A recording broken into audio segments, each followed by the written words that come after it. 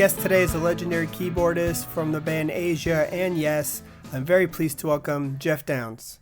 Oh, hi, Roy. Hi, Geoff. It's a pleasure to speak with you. I'm a big, longtime fan.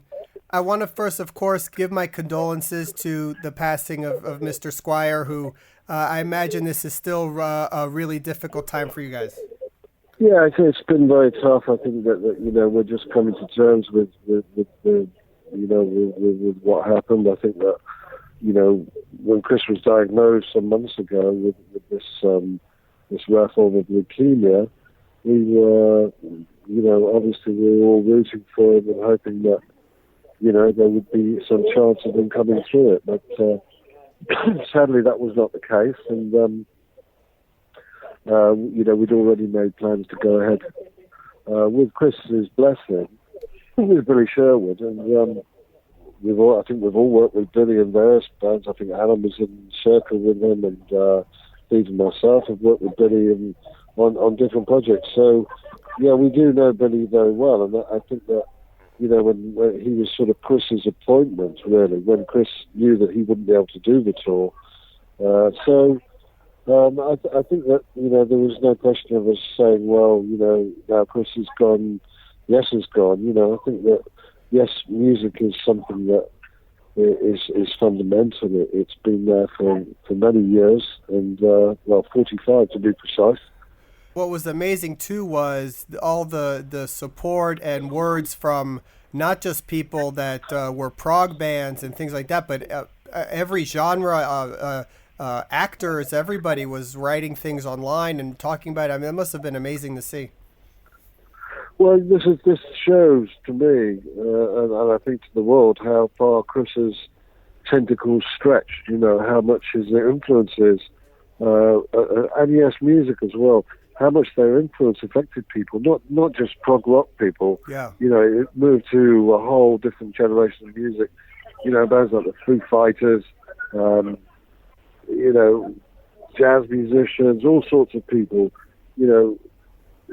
Chris's input, because he'd been on every single Yes album, was so significant that you had all these accolades from people that you thought, well, that's got nothing to do with Yes. But in fact, if you think about it, they were such and still are such a unique band that it kind of traverses a lot of different genres.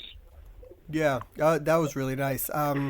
There is the tour, like you mentioned, with Toto that starts August 7th, so right around the corner. What are you guys going to be playing this time around? You've been doing the full albums the last couple of tours, so are you still doing that, or are you mixing it up a bit? Well, I think because it's obviously, a double header with another band is a reduced, you get a reduced amount of time. So I don't think the full album thing would be realistic. So we're going to do hopefully a very good, cross section of Yes's music that pays homage not only Chris's legacy but to Yes's legacy as well. And I think with Toto, they're also a terrific bunch of musicians that it will hopefully be a very nice night of music that people will go away and say, well, that was a really, really worth going to see. And that's the sort of the name of the game we're in, really, is entertainment. We want to entertain people. We want people to go home after a show and say, that was awesome, I'd definitely see that again. Yeah. You guys both had albums recently. They had one out last year, and both were great. Have you worked with the guys from Toto before, ever? Only remotely. I think that Steve Lucas had played on one of the Asia albums then and now. He did a solo on a track called Days Like These. Did he really? I love that song. I love that album. That's great. Yeah, so that was the only real major connection that we've had with Toto. I mean, I worked with Simon Phillips as well, the drummer, who is not there anymore. But yeah, I mean, we've had sort of, rubbed shoulders with them on a couple of occasions. But I'm really looking forward to going out there. I think they're a terrific band. They've got some fantastic songs, and I think that it will be, as I say, a great night of music, hopefully, and the people will remember the shows and say, well, that was a great deal. Yeah, absolutely. There's also the live DVD that just came out called Like It Is. Yes, which has got well, actually there are two like it is 1 and 2, which is the first one was from Bristol in the UK, and the second one was from Mesa in Arizona, and they have two of the full albums in total in their entirety on each of them. So I think in a lot of ways it's a very kind of fitting tribute to Chris that that we managed to document those live albums. His last tours with the band, and I'm very glad that we did that. Yeah, I mean, I was fortunate to see you guys. I don't even think it was 6 months ago. One of the last shows he must have done over in here in Florida, and the band sounded awesome. I mean, you guys were great, as good as ever. So. Yeah, thank you. I think we were, we were pretty sort of match fit by then. I think that it takes a while to get into these things, and we were. I think we were firing on all cylinders then. Yeah. And I think it wasn't that long before. I think from Florida we went on to Phoenix, funny enough, and did the live album there, and then we went to LA. So yeah, it was towards the end of the tour, that's for sure. Yeah. And then we went in November. We went to Australia and Japan, and that sadly was the Japanese show was the last show that Chris played with us. So, but obviously, we'll remember that, and hopefully the fans will remember it with the mementos of the live albums. I also want to talk real quick about the cruise to the Edge, which is really the best name for a cruise, really, ever. November 15th to the 19th, out of Miami. Is this your second one or the third one? How many have you been on? This is the third one actually, and it's actually a lot of fun. When we did the first one 2 years ago, or nearly 3 years ago actually, but we were very much there was a lot of trepidation about how it was going to be. Watching these bands live on on the roller coaster. Cruise, but it was actually real nice to have the fans on board, and a lot of bands that we know, some really good prog bands. I think that the fans kind of they don't get the chance to see all those bands coming through their towns or whatever. The opportunity to see them all in one place. And a whole kind of feast of music for 5 days is a great thing, and I'm sure that it will continue for some years to come. Yeah, well, what I like that they've done on the lineup this year is they've added a lot of newer, younger bands to go alongside with the classic bands, so kind of maybe get some new fans into the prog rock genre, which is nice.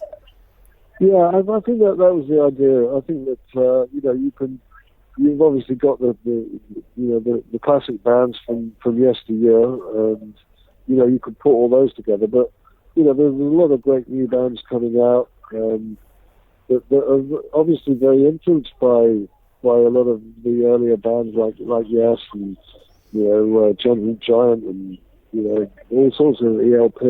A lot of people are influenced by those bands, and I think that. You've got this whole new generation of fans coming through, which I think is very, very healthy to the music scene in general. Yeah, no, absolutely. How many times do you guys, as Yes, play on a cruise like that? Is it like maybe once or twice? We generally do 2 shows. Okay. We'll do 2 shows. Last time we did, because we were doing the 4 albums, we weren't playing them all in their entirety, but we did 2 and 2 last time. Oh wow! So it's kind of nice for the fans. They can, they get to see the band and get to sort of hang out and have a couple of drinks after the show and stuff. So it's kind of nice. And at this point in your career and being with a band like Yes that's been around for such a long time and had so much success, do you worry so much about the stuff like the record sales or the downloads, or do you enjoy the touring more and just worry about that? I think the touring has come into a much more significant side of things now. I think that, record sales of albums are generally focused around the time that they're released.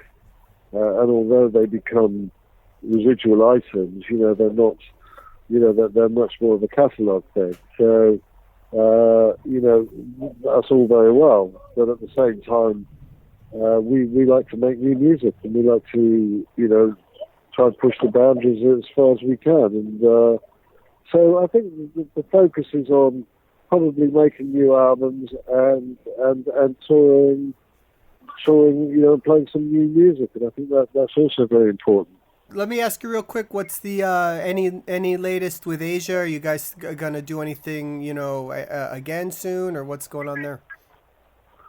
Well, I've been working some new stuff with John Wetton of late, so we've got a few songs in the bag, and I think that we'll probably continue to put those together over a period of time. I mean, I think Asia's still a viable unit. We're still up and running, and when time permits and we can all kind of join together, then we'll be going back out again. That's exciting.